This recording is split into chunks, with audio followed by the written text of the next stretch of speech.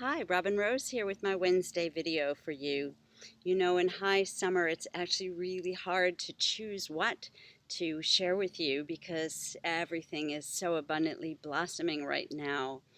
When you're an herbalist, a gardener, a farmer, you actually have to let nature dictate what you do next. So the sun was so hot, it was too hot to photograph some of the first plants I stopped at to make this video.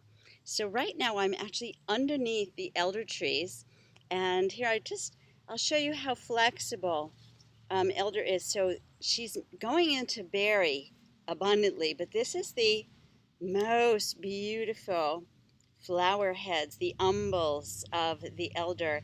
And my understanding and what I've been told from students from, look, say, much more important to see the flowers than me. Here we go. Look how gorgeous they are. I have such a special, oh my, this tree is very alive with wasps pollinating. So I am really hoping to get through this video without getting stung by anybody or stepping on anyone. So anyhow, elder flowers, my understanding is that where these trees are from originally in the Scandinavian countries, it is actually the flowers that are primarily used, much more than the berries. I've had students from Sweden and Finland and Norway and Denmark tell me, oh no, we never actually even used the berries. So isn't that interesting? My favorite thing to do is to dry the flowers for infusions. Wonderful infusions for um, stuffy head, congestion. And another very favorite thing to do with the flowers is to dip them, the whole flower heads, in batter and use them to make fritters with. Very delicious fritters. We don't eat the stalks that the flowers are growing on, just the flowers themselves. They're really, really, really good. And I do tincture the fresh flowers every year. I tincture them. I fill a jar with 100 proof. I fill the jar with the flowers, and then I fill it to the tippy top with 100 proof vodka. I cap it, I label it, and I wait. Sambucus nigra is this species, Sambucus.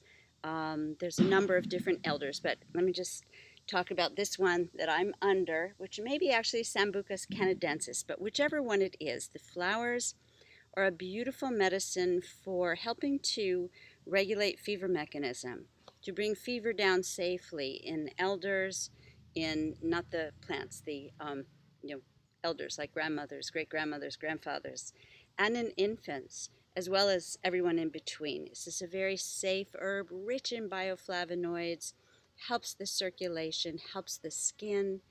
I know I've talked about elder in other videos, but not when she was in this beautiful state of blooming. In my book, I have any number of recipes with elder. Actually, in both my books, I talk about elder for magic and healing magic, and elder for medicine in the gift of healing herbs. So let's see if there's something else I want to share with you. Well, it's also wonderful. Someone gave me a recipe to ferment the elder flowers for about 24 hours by mixing them with sugar. The recipe I got was 20 flower heads, although those giant ones like I showed you, you could do 10 flower heads. And the recipe calls for 700 grams of sugar. I used about a third of that. And 3 lemons cut up. You let it sit for 24 hours, then strain it and refrigerate it or freeze it. I did this last year and I really loved having this to drink in the cold months.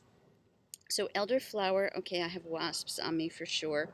So I'm going to wrap this up. But elderflower infusions, dried, elderflower fresh for fritters, and tincture. And those are kind of my top recommendations for this wonderful medicine, which you can learn much more about than I'm sharing here. But this is just a big little herbal tip. Learn about elder flowers, not just the berries. They're delicious and wonderful, wonderful herbal ally to know about. Green blessings. Take good care.